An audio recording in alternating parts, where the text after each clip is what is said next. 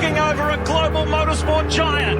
Working turn 3, he comes down below the white line, slightly high, but the car looks stable. I'm watching turn 4 apex speed. Minimum speed, 226 miles an hour. That's great speed. Let's listen to the radio. Yard of bricks, Kyle Kaiser. Has he knocked Alonso out? He has! Oh! Kyle Kaiser and Junkos Racing are in the Indy 500.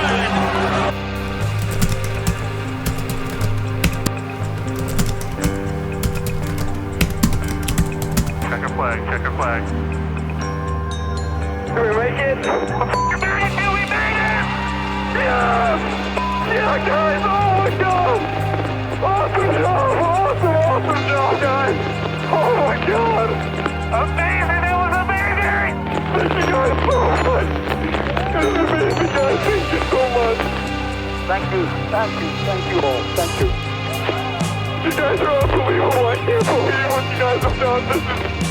This is absolutely the greatest story of my life. Thank you so much. It has been a perfect day so far for this driver, for JOES Racing. He's entered the weekend as the points leader, and Jake Query, he is poised to pick up his second win of the season. He is going to pick up podium number 8. It's been a spectacular season, a consistent one for Kyle Kaiser, a few turns away from sweeping the weekend here in Toronto, Nick Yeoman. The consistency has been there, racking up race wins, maybe not through the first 10 races of the season with just one. He's going to show up to Toronto, though, and take home a pair of trophies. Out of turn 11, Kyle Kaiser's going to see the checkered flag, and for the second straight day, he's going to go to victory lane. He wins.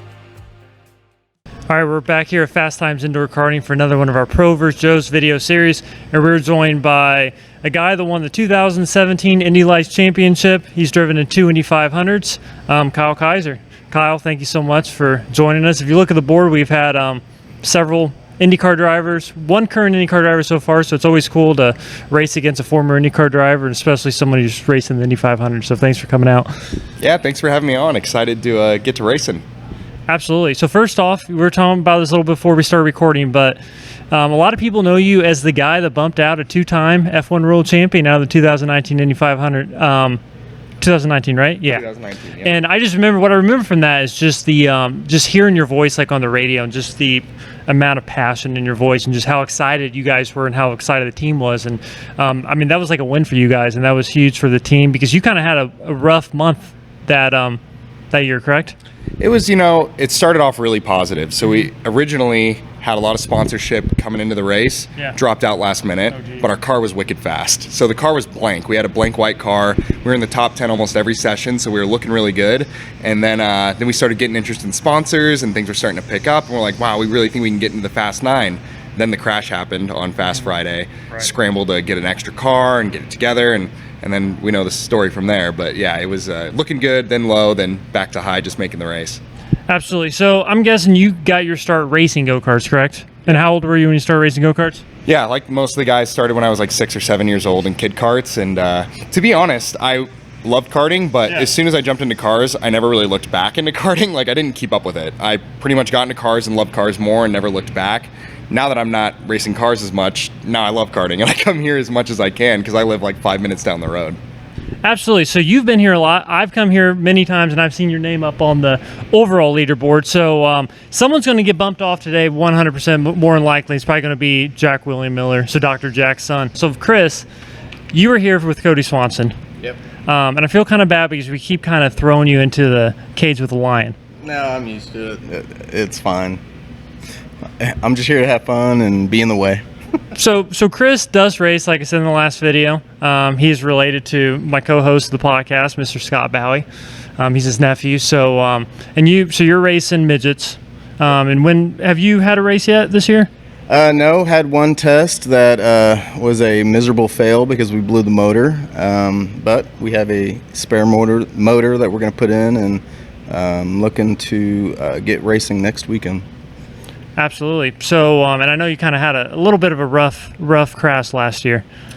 Yeah, but that happens. We're going to try to limit that this year and just try to have some good finishes. Absolutely. So, obviously, Kyle, I've done this a lot. My fast time, you can see I'm not on the board. You were close to getting on the board. Yeah, I need to get better. you're real close to getting on the board, but do you have any advice? Obviously, you've been to this track a lot. Do you have any advice for me or Chris today? For going fast out there, I mean, it's really just running laps. No, that's it's not great advice, but no, it's running lots of laps. So for today's 8-minute session, I don't think we're gonna get enough laps to pick up a ton of time, but it's all momentum. It's a momentum track. So stay off the brake as much as you can and get to the gas as fast as you can, just to keep it simple. So, you know, the thing that's kind of cool, like you don't, like a lot of go-kart rental places, you don't see like usually a ton of like professional drivers going there. But with this track, like it seems to get a lot of professional drivers. Like what about this track do you think brings in those kind of drivers? And drivers that say that they like to come here in the winter, kind of as like almost like a training in a way. Like what do you think it is with this track that brings those guys in? That's kind of what I was gonna say, is what makes this unique is it's physical. I think a lot of places you go to, it's easy flat, easy turns, you don't feel like you're getting a workout. Here, you do 8 minutes, you're getting out of the kart out of breath. So it's a true workout. It's a true workout. The karts are fast. It's a difficult track for what it is. It's short, but constantly working and having to earn little bits of time, it feels like you're racing a real car. So that's what I like about it. Absolutely. Well, yeah, let's see how this goes. Do we know who's in what kart? You're in that one. Oh, great. I'm probably going to let him go.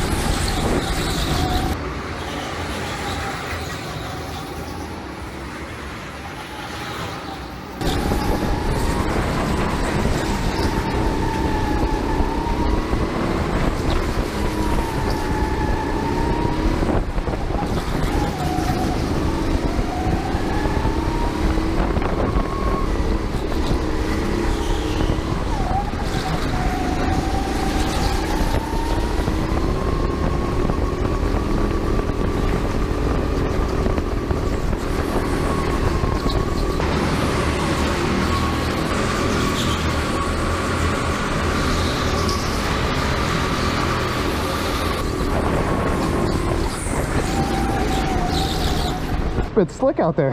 Yeah, it is. That's fun. A little slick out there. Yeah, it's very slick. 116. Yeah, that's pretty slick. Yeah, I didn't think we were gonna go much quicker. You're just like drifting the top and just. Yeah. What do you do? What do you do here? Up in Canada? Do you I just use a lift or do you use a brake at all?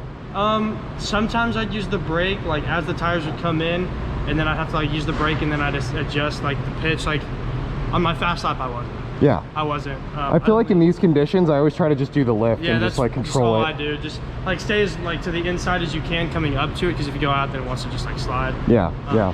And then I definitely just kind of like lift and let the pitch of the car just turn it. Okay. Yeah, I was always curious like whether braking or lifting in these slick conditions is better, but that's fun. That's just what I found. Then I'm sure there's some people that'd be like, yeah, man, just go in there and just bury it as deep as you can and then slam on the brakes. I don't think so. I feel like this is such a momentum track that yeah.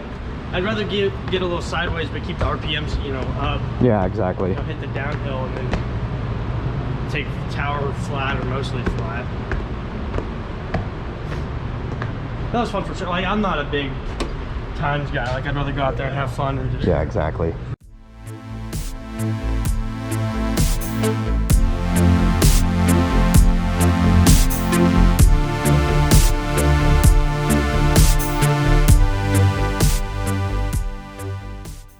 We just finished up here at Fastimes Indoor Karting for another of our Pro vs. Joe's video series, joined by Kyle Kaiser and Chris Bowie. So, I mean, that went like all of them do. We kind of got our butt beat a little bit, right, Chris? It was rough. It was rough. They left me in the dust. So, also we had Trey. Trey is working right now, so that's why he's not in the video, but Trey's pretty quick, don't you think, Kyle? Oh yeah, I've seen him around here before. He's super quick, and it was tough conditions out there, so you guys don't be hard on yourselves. That was probably the slickest I've driven that track. Right, so you did 23.5, which, like we said, probably isn't very fair, but you're on the board. So we'll have to come back. You'll have to come back when we know the track's a little more dialed in. So because I know you're definitely better than 23.5, so it's definitely probably not that fair. Yeah, I mean, this place, that's what makes this place fun in some ways. Like, I've come here when nobody's been on track all day. You go out and you're drifting around and you're not doing times comparable to what's on the fast times, but it's fun. It's fun going out there and learning car control, but yeah, typically I'd do mid 22s, low 22s, but it's not always just about the times. It's all about having fun. Oh, absolutely. So there at the start, they for some reason I always end up being the first car. I think it's because I'm the first one here, so they put me in the computer first. But I just I knew you guys were on me, and I kind of slowed up a little bit, and everyone passed me. I almost lost it right here. I think were you right behind me? You were right behind me. Yep. Yeah, and then Chris had to get in the mix, but yeah, it was good. So this is your second time, Chris. So I hung with them for a few laps. They just started slowly inching away from me, and so that was it. I hung with them for a corner. Yeah. So sort of nothing, but they're really good. Yeah, no, for sure. But yeah, thanks, Kyle, for coming out. We appreciate it. Like I said, it's always cool to race against a former IndyCar driver, Indy 500 driver, Indy Lights champion, and a guy that was faster than Fernando Alonso. I'll take it. I don't think Fernando would have done a 23.5 today, so. Probably not. Probably not. Well, maybe we'll have to try to get him here to do that. But yeah, no, thanks for coming out. It's always fun. And make sure, if you're watching this, check out Fastimes Indoor Karting. It's where the pros go, and it's a good time.